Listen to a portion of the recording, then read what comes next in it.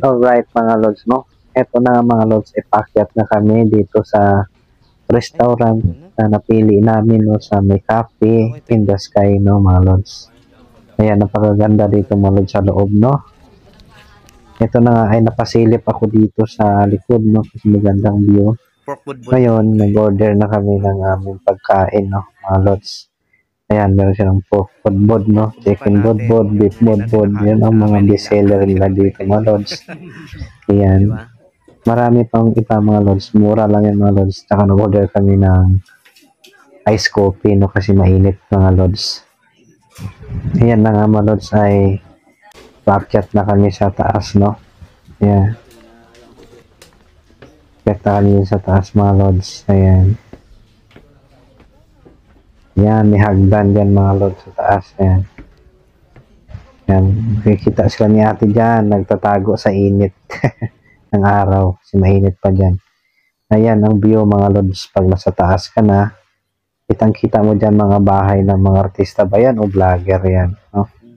Napakaganda mga lods yan. Lalo na kung gabi dito mga lods, lalong maganda talaga dito, no?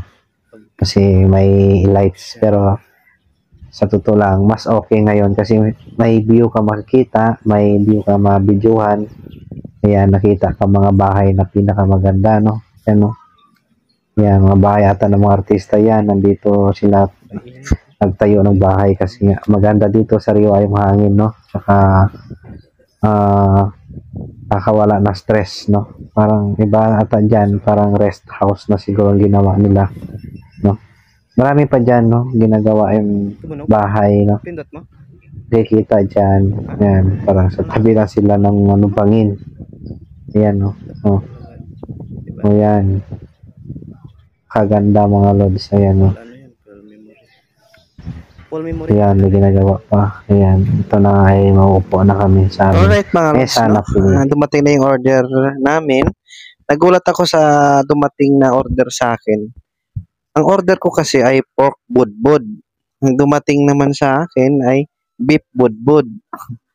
Pero masarap din naman pala mga lods. Wala naman problema, no?